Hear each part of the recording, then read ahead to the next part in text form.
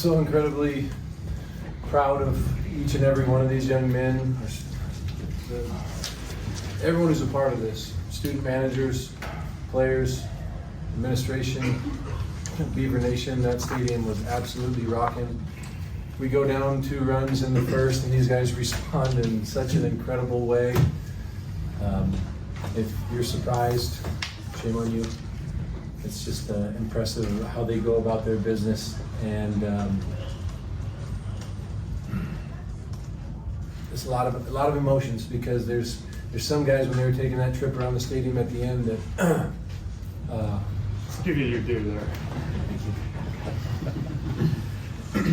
I'm watching some guys, for the first time experiencing Omaha. I see Brady Casper that gets to go to Omaha. We didn't get to do it when he was a player, just being in the postseason, but breaking that barrier, and see my family over there in the stands, that these guys constantly go out and inspire them. See Coach Dorman, wanted so bad to lead that pitching staff to Omaha, and he's the best pitching coach in the country, and we are so fortunate to have him. The heart from each and every one of these guys to love this place as much as they do, to love each other and themselves and their families. I don't know, I'm overwhelmed with emotion. What an incredible game. What an incredible way that it was supposed to happen. You knew they would. And we maximized our amount of home games to make everyone happy. Yeah. Questions?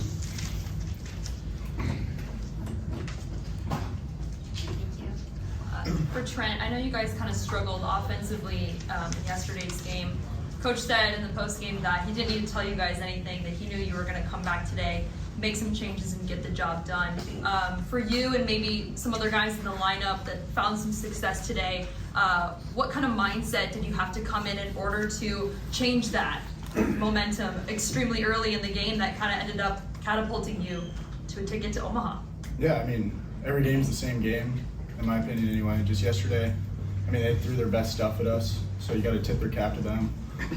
They pitched really well, and they won the game, so that's just the way it was. And then today, I mean, same thing, same mindset, get out there, compete, and win every pitch, and that was kind of the plan.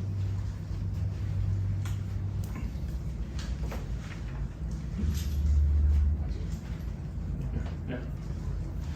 Mitch, how important was it to chase Mendez there early? He's done an incredible job all year.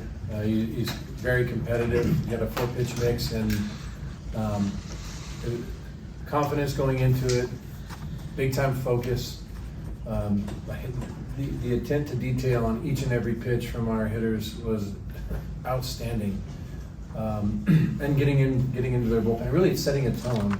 They still have a lot of arms down there that come in and can get a ton of outs, but setting a tone early, and our guys didn't take their foot off the gas pedal.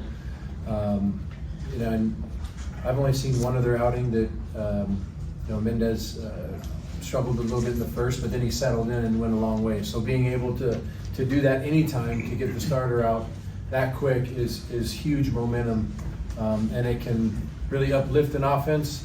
It can take a lot of pressure off the pitching staff. I mean, when you get punched in the first inning and respond back like that, then that takes so much pressure off everybody, because now if something bad does happen, the guys got your back and they're going to respond.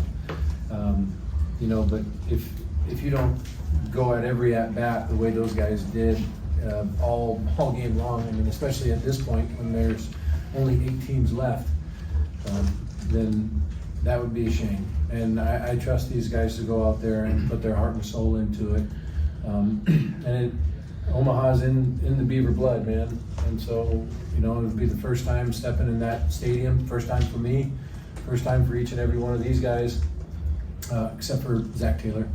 But for each of us to just know that that's our home too. And I know Beaver Nation's going to show up and pour into these guys the entirety of the time. I'm so excited for you guys to see it and then win it. Okay? For TC and Canon, just describe the feeling and what was going through your head when you were sprinting out of that dugout for the dog pile. A, and B, who's the first person you ran into that? Dog pile. We didn't Okay, so the celebration. For the celebration. Excuse me, celebration. I ran into Paul. You ran into Paul. Yeah, me and him been at third base all year. You know, SoCal native. Yeah, I mean, just a lot of growth from him, and I love that dude. So that's where I ran into. How about you? Yeah, I mean, I ran to my outfielders for sure. Me and Gavin did a quick embrace there. One of the greatest peeves of all time. So it's good to get that one out of the way and get it rolling to Omaha. But we're just getting started now. Could you elaborate on that, just getting started? Is that just kind of the mindset of you guys as you move forward? It's like not that big of a celebration kind of thing? For sure. I mean, you got to take a second to embrace it for sure. What we've been through this season is tremendous. So to be in the position where we are, you definitely got to take a step back and appreciate what you've done and where we've come this season. But I mean, yeah, the job's not finished. There's 8 teams left, and we want to be the last one standing. Hitting can be. All right, Kerry, we're going to go second. Okay, sure. Coach, you had already talked about Dorman and the pitching staff, but how important was it for today, just the way they were able to rally every inning? FSU kept coming back, but pitchers kept battling out there. What does that mean for you guys as a team and pitching staff as a whole? Well, I mean, throughout the regionals and now the Supers, the first 2 games, the pitchers just been like dialed in and putting up a ton of zeros. Defense as well too. If Singer's not a Gold Glove this year, I don't know what a Gold Glove looks like then, because that guy is amazing. He's a magician with the glove. But those guys have continued to get quick outs. Kamatz is a true freshman, and he has thrown some really big innings and got some quick outs for us, keeping momentum on our side. You know, all of them have continued to develop throughout the entirety of the year. Who they were when they got here, who they are like to start the season, who they are right now. I mean, it's so cool to sit there, and even after one off day, you come in, you look at these guys, and they look closer and closer to like men. You know, it's just watching them grow so fast.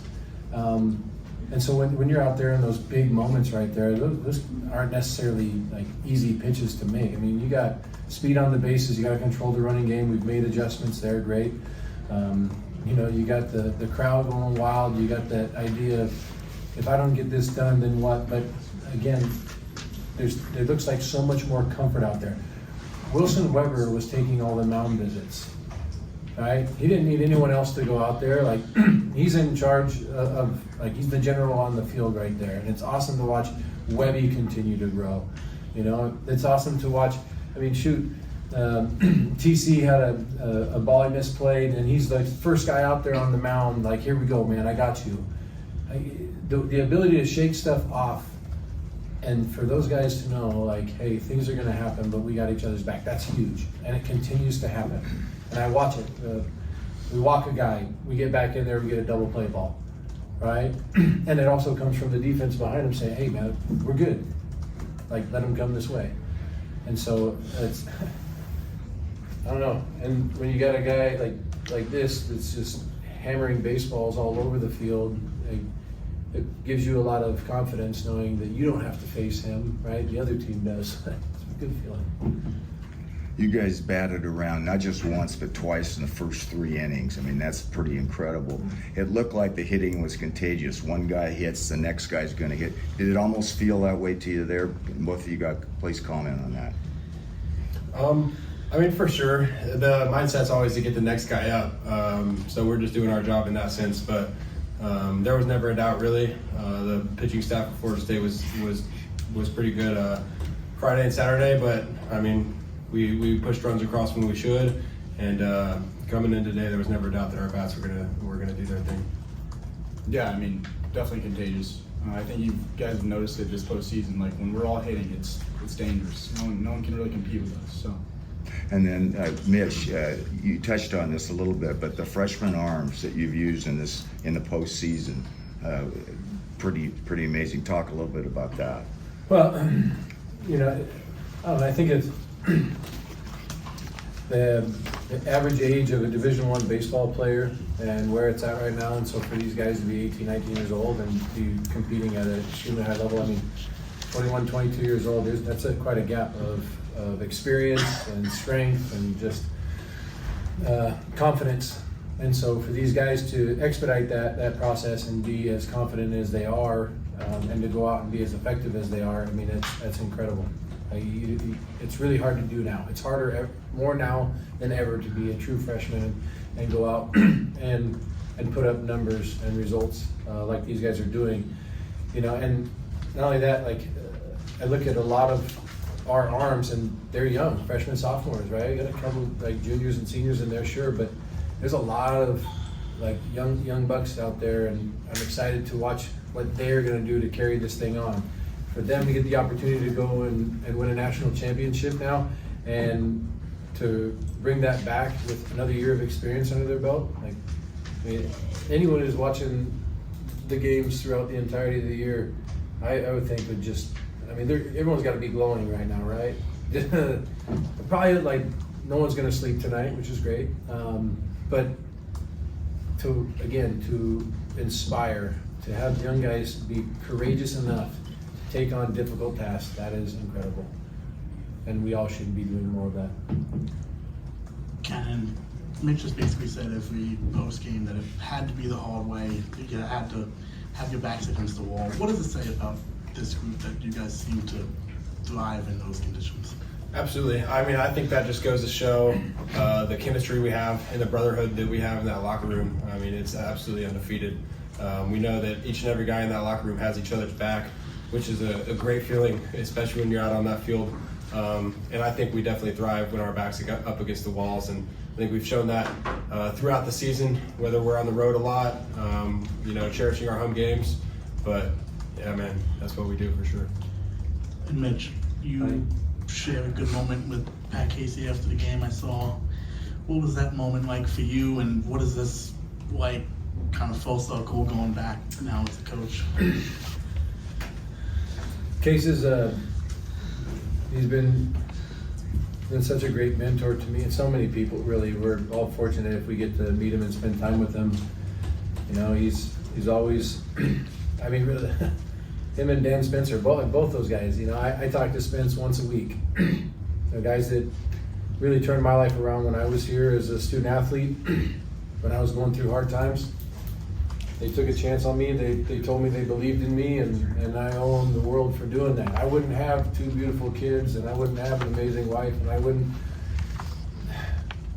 have been anywhere near where I was right now if it wasn't for Case and Spence and everybody else who like took care of me when I was here.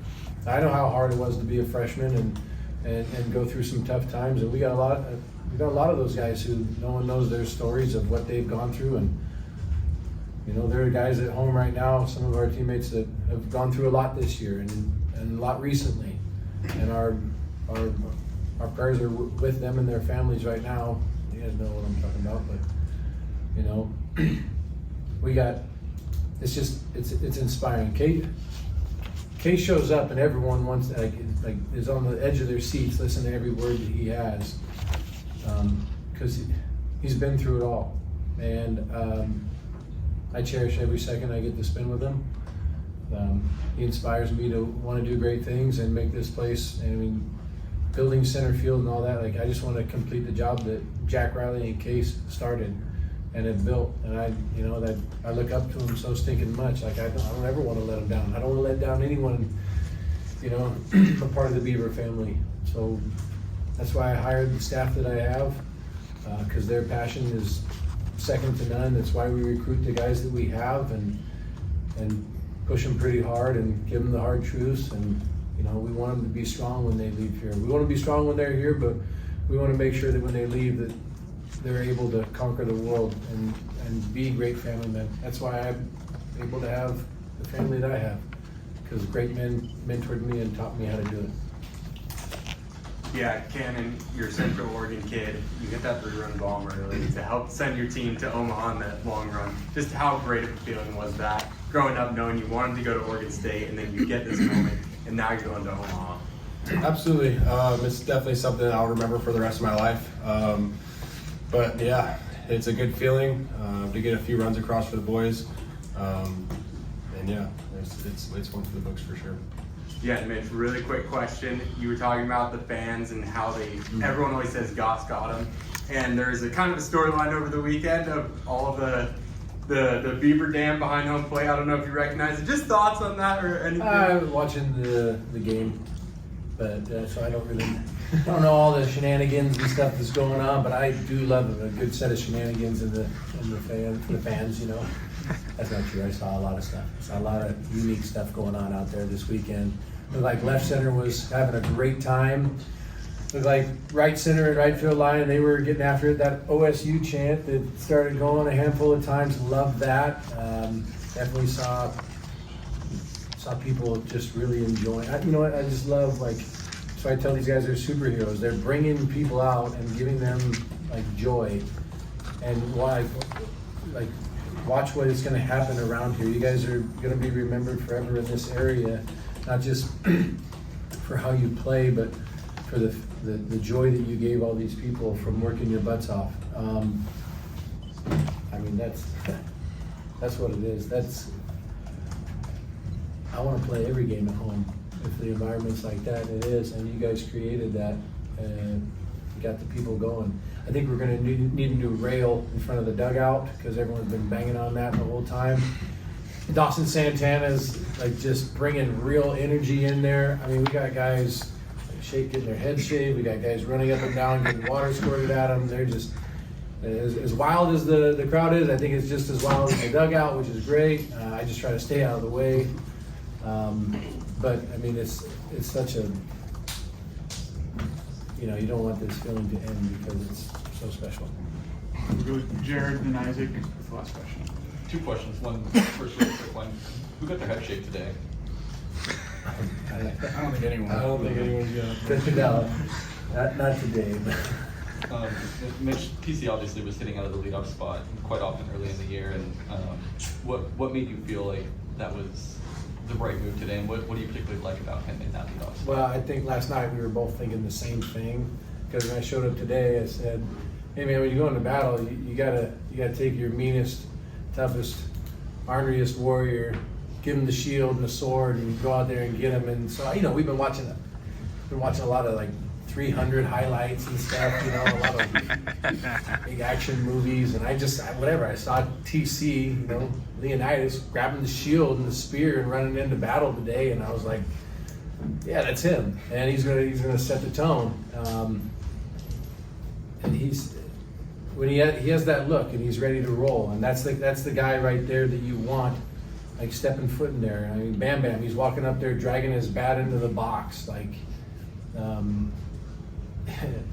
And so a lot of times when people see that coming up to the plate, like, you know, you're going to have to face him more than anybody. And we got a lot of threats up and down the lineup, right?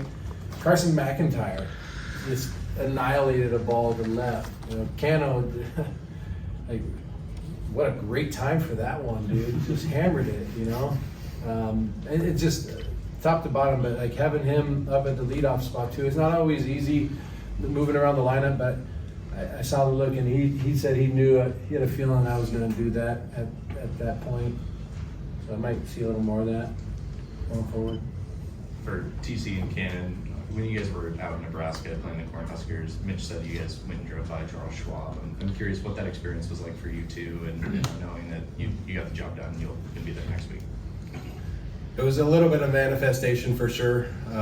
We took a slow drive past it, and everyone's looking out the window and soaking it in, but it's pretty cool that we saw it early on. We got a little taste of it. We didn't want to get too deep into it because we had a job to finish still, but it gave us a little taste of what's to come, and it was good. It was good for sure.